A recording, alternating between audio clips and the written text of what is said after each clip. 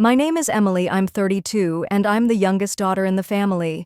I thought maybe, just maybe, this wedding would be different. But nothing changed.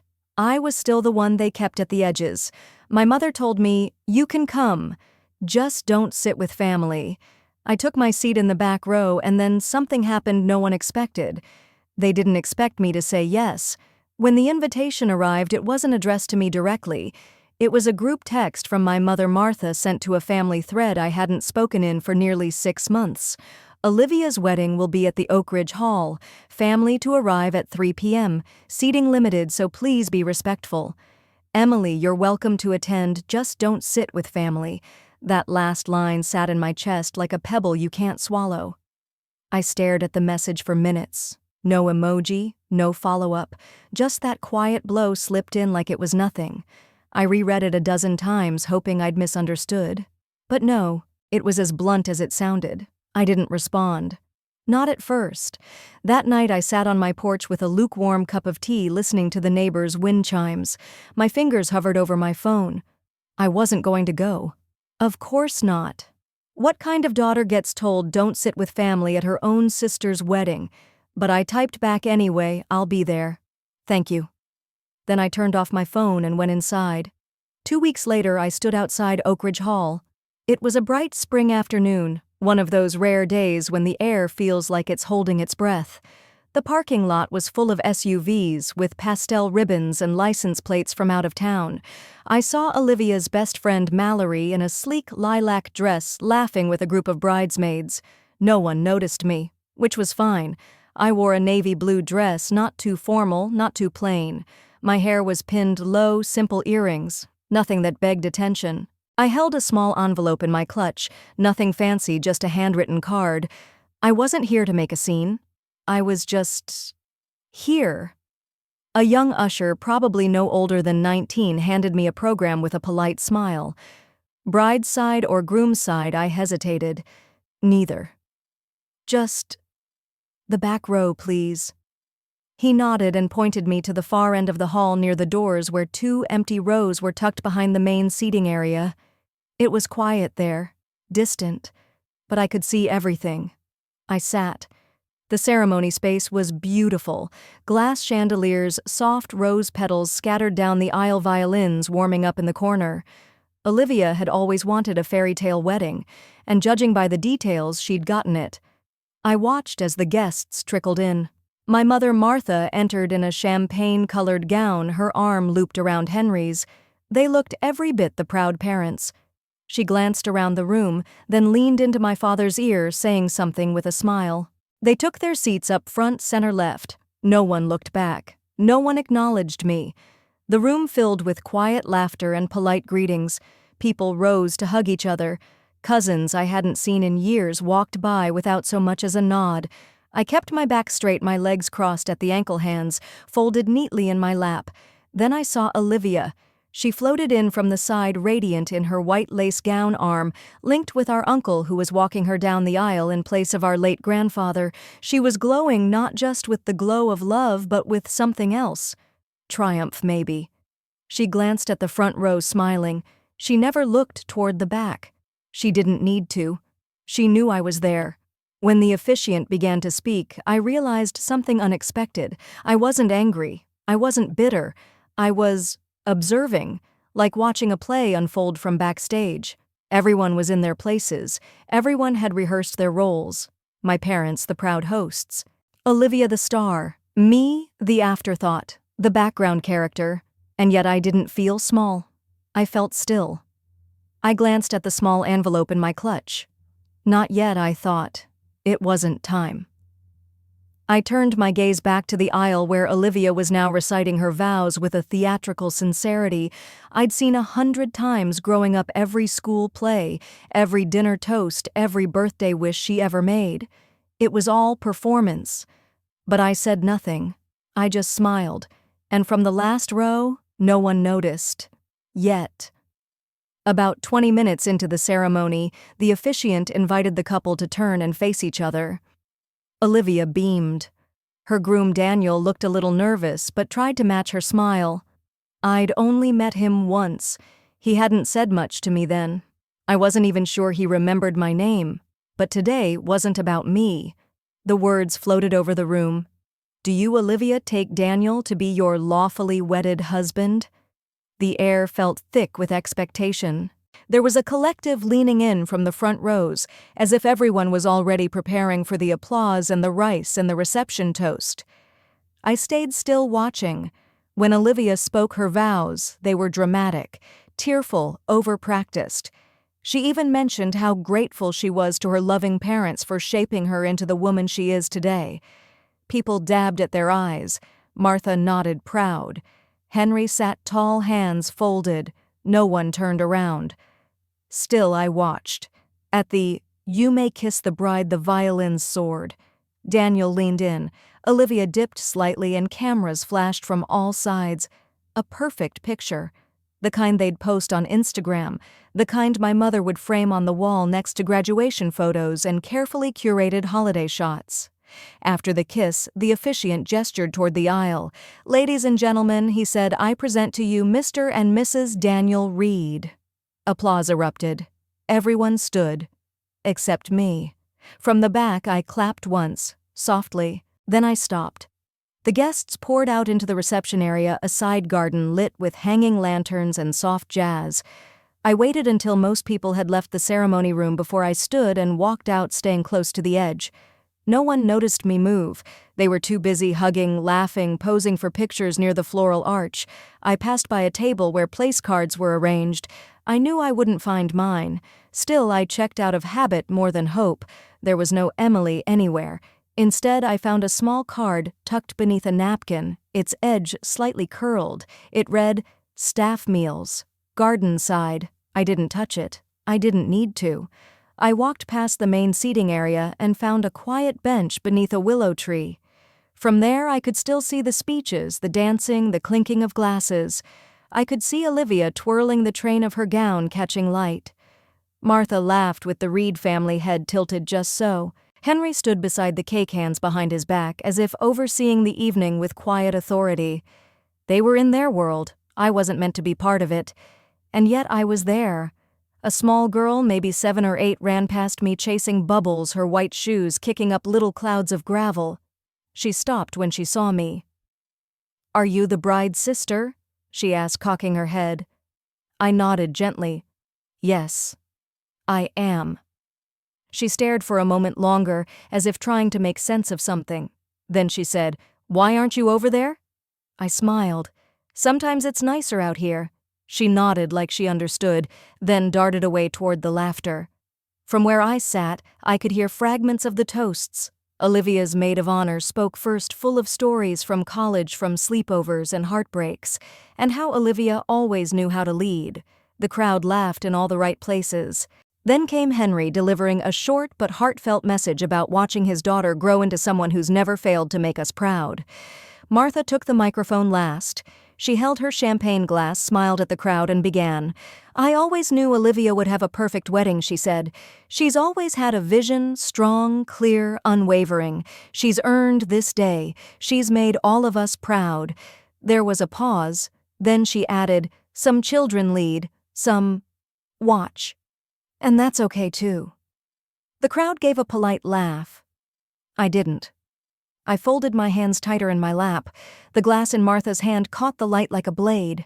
I stayed seated, unmoving. I looked down at the small envelope in my clutch. Still unopened, still waiting. I wasn't ready. Not yet. But the time was coming. I could feel it. I stayed until the sun dipped low behind the trees, casting golden threads over the lawn. The laughter from the reception softened into a blur of clinks and murmurs. Someone started playing piano, a slow, elegant tune that didn't match the buzzing energy of the crowd.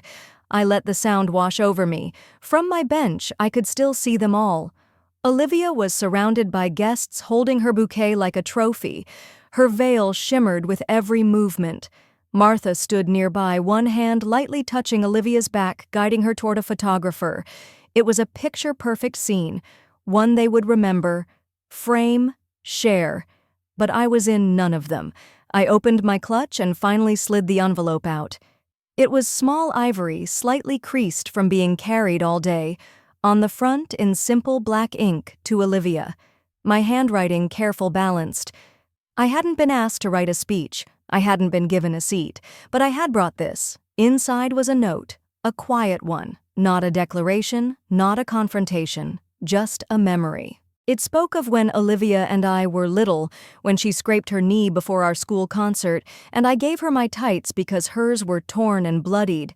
I'd watched from the wings as she took my place on stage and got the applause.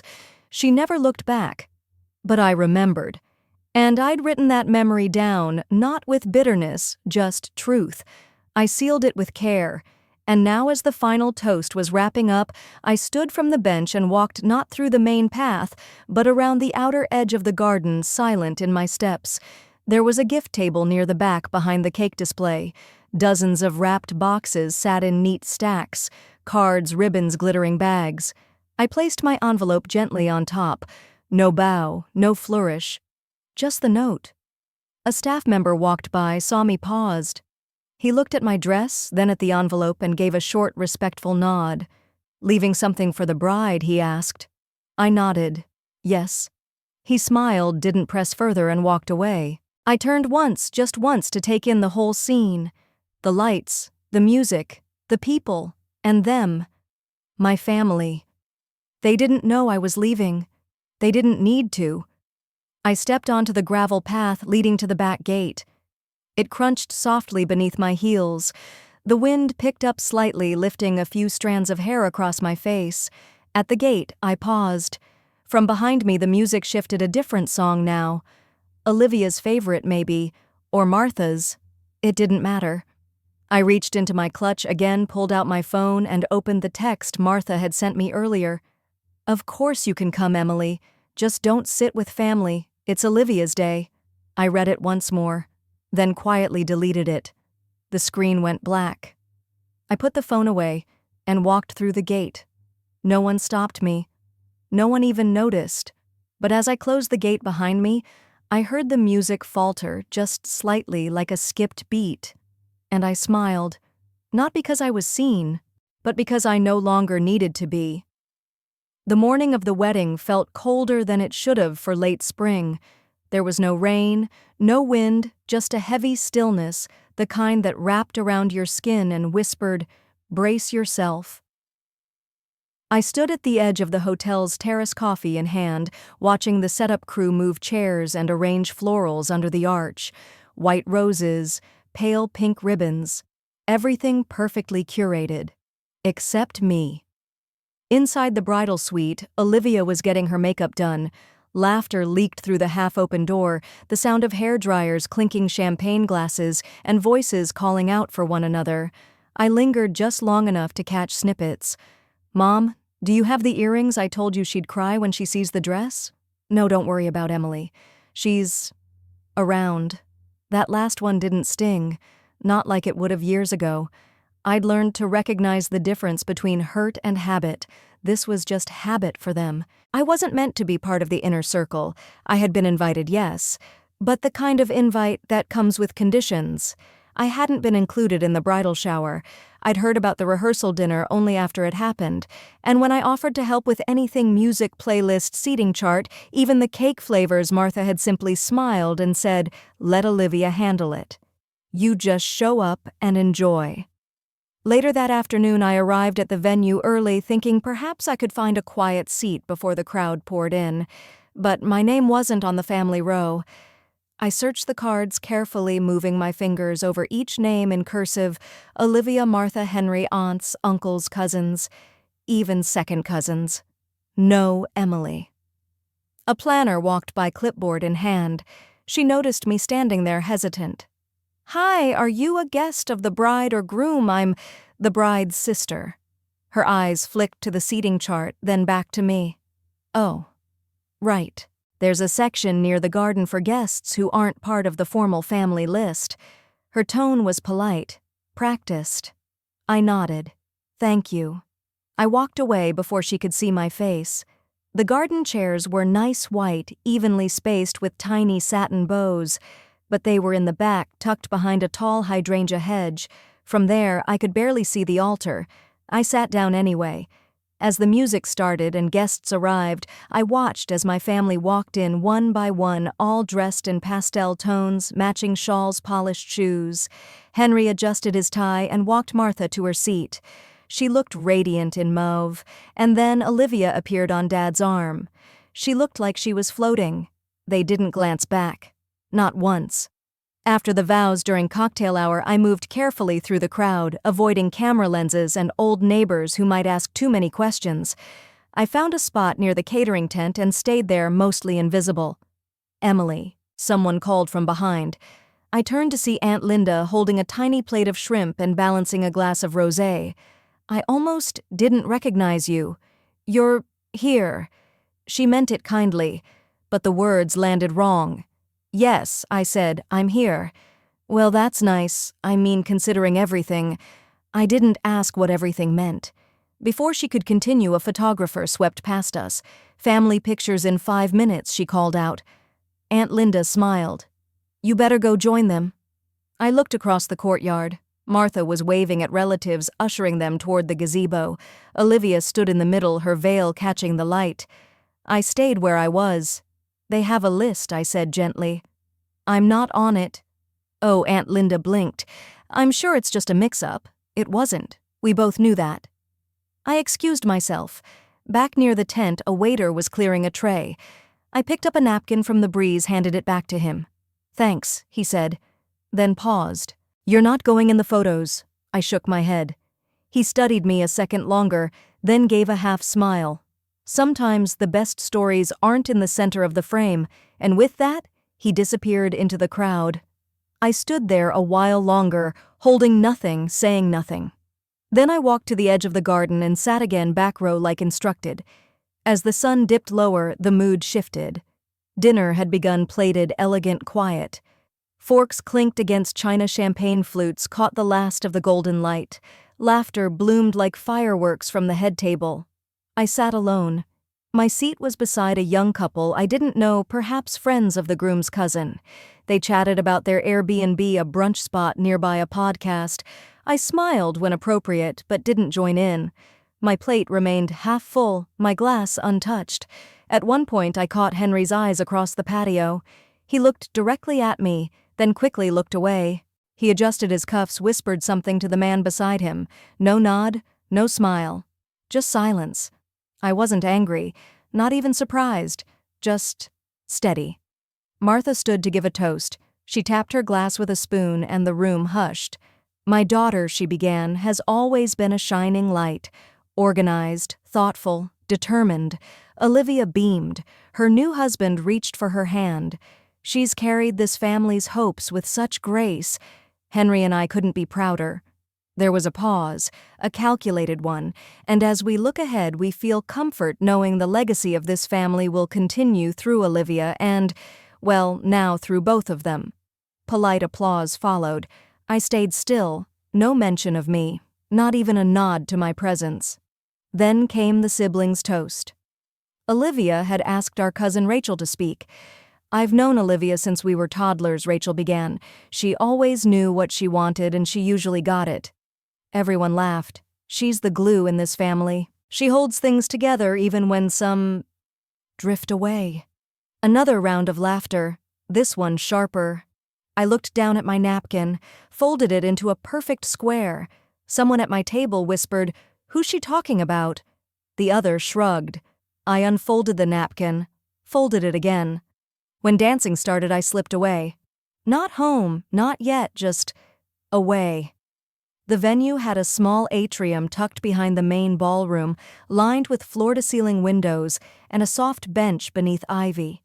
I sat there, the bass from inside muffled, distant. Lights shimmered across the marble floor like water. A group passed by, heels clicking. A man in a tuxedo holding 2 flutes glanced at me, did a polite half smile and moved on. Then unexpectedly, Mr. Caldwell appeared.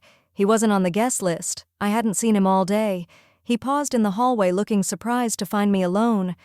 "Emily," he said, "thought I might find you here. We hadn't spoken since Grandpa's funeral last year."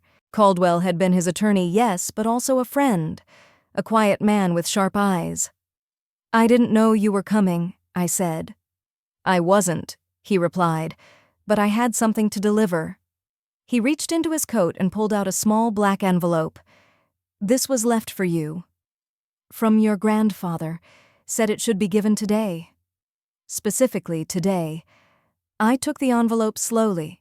It was unmarked but sealed. Why today? I asked. He didn't say, just, give it to her on Olivia's wedding day. She'll understand then. He watched me a moment longer, then gently said, You don't have to open it now. I nodded. I know. And then he did something strange. He stepped back, gave me a short bow, the kind that didn't belong in modern life, and said, Congratulations. Before I could ask anything more, he was gone. I held the envelope in my lap.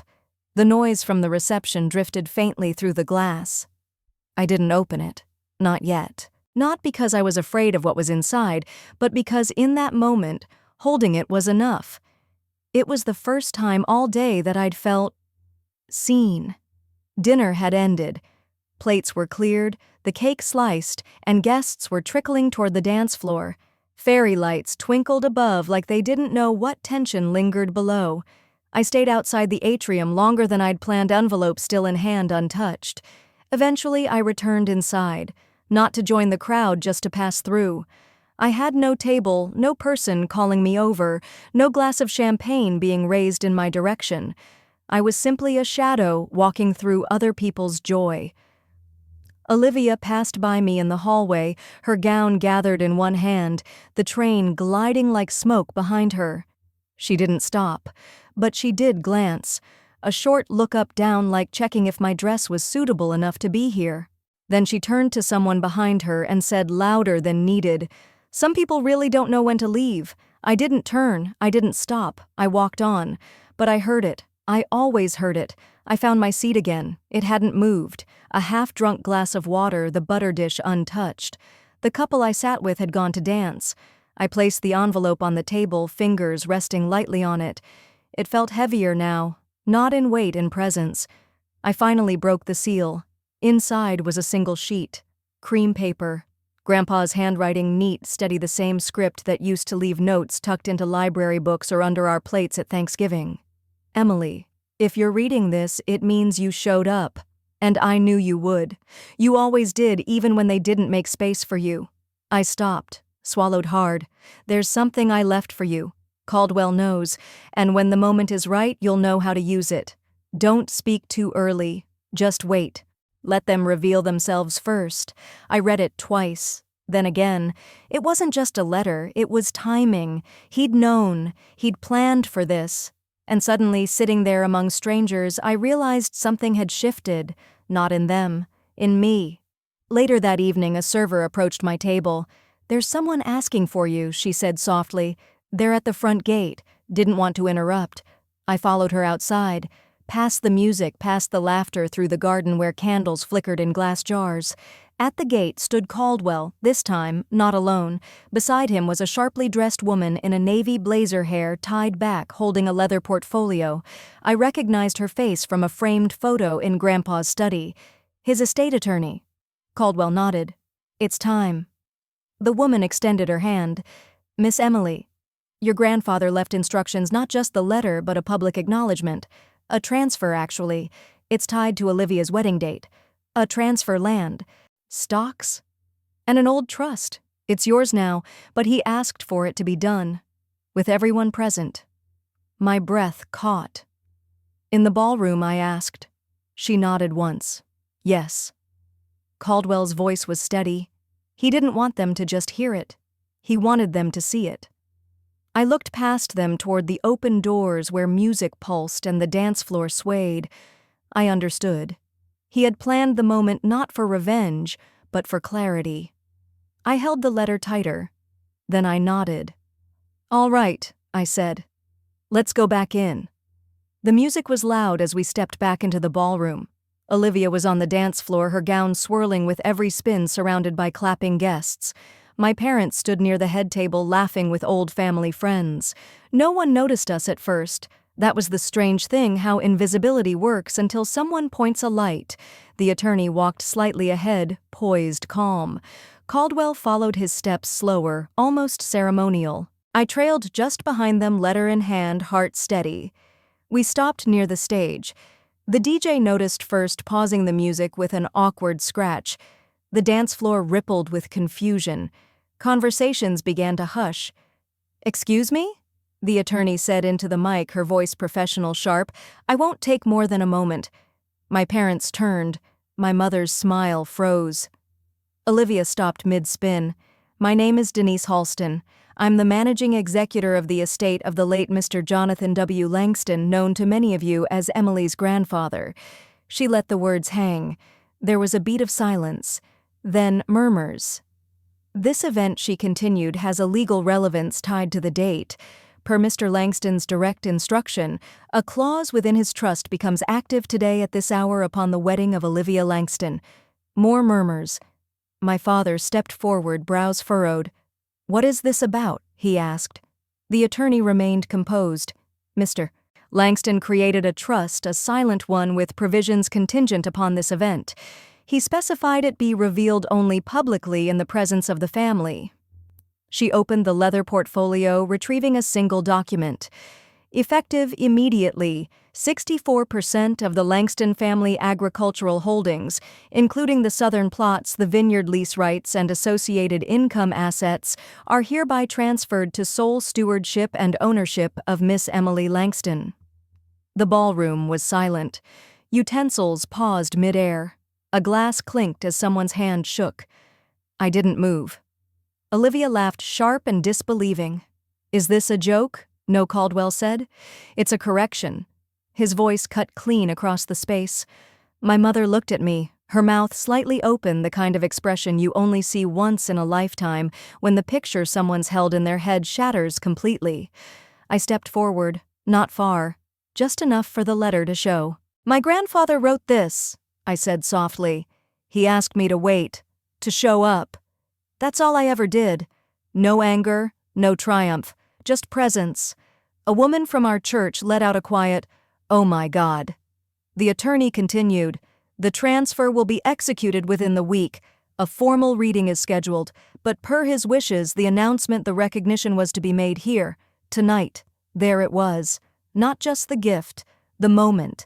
He hadn't left me land. He'd left me space, the kind they never gave. The crowd didn't move. It was as if time had thickened, trapping everyone in the room. For a long moment, the only sounds were the hum of the overhead lights and the faint shuffle of someone adjusting their stance. "Henry." My father stepped forward again, this time slower. "I don't understand," he said, looking at Caldwell. "Why would Jonathan do this publicly?" Caldwell met his gaze without flinching. "Because he said for years everyone did things privately in whispers and closed-door decisions. He wanted this one to be different. He wanted the silence broken." My mother turned toward me, something wild in her eyes. "This wasn't his intention," she whispered sharply. "You must have twisted something." But Denise, the attorney, had anticipated the reaction. She reached into the folder once more and held up a handwritten note, laminated, preserved. "Your father's handwriting," she said. "Dated 2 weeks before he passed. She didn't read it aloud. She didn't have to. But I knew what it said. If they can't see her in life, make sure they do at the moment that matters." Caldwell turned to the crowd and simply nodded once. That was the signal. The document was legitimate, the message final. I stayed quiet. I didn't step onto the stage. I didn't raise my voice or look for applause. I just stood in the light and let them all watch the shape of the world shift. The DJ was the first to speak. He asked awkwardly, "Should I start the music again?" "No," Caldwell replied. "We're done here." He turned to Olivia. "Congratulations on your wedding," he said with professional civility. "And best of luck with the vineyard lease transfers. You'll be working closely with your sister from now on." Olivia's jaw tightened, but she didn't respond. It wasn't rage that filled the space, it was the absence of defense. The realization that the rules had changed, and no one had been consulted. Someone from our extended family, an aunt I hadn't spoken to in years, walked over and gently touched my arm. I didn't know she said. I gave her a small smile. "That's okay." Most people didn't. Another pause. I stepped down from where I had been standing and walked toward the back of the room, the same back row I had sat in hours earlier. People parted quietly, letting me pass. No one reached out. No one stopped me, but everyone watched. That was enough. As I reached the exit, the soft tap of shoes behind me made me pause. Caldwell caught up and handed me a small envelope. From him, he said. I opened it after he left. Inside was a photograph me at age 9 sitting alone at a school recital, the rest of my family 3 rows ahead. And behind it a note. You've always been present even when they didn't see you. I did. I tucked the photo back into the envelope, folded it carefully, and slid it into my clutch. The world outside the reception hall felt quieter, softer somehow. The wind had picked up slightly, carrying with it the scent of fall leaves and the distant hum of traffic. I stood there a moment longer, just breathing. Inside, the music had resumed. A different kind, slower instrumental, perhaps the band's attempt to patch the energy. But it was clear the tone of the evening had already been rewritten. Behind me, the glass doors of the venue remained closed. No one followed.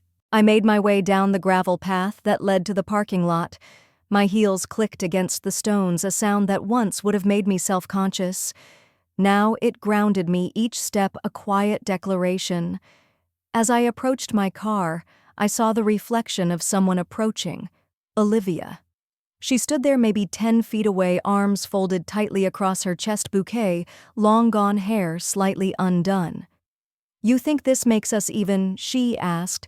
No anger, no scream, just exhaustion. I met her eyes. No, I said calmly. This isn't about being even.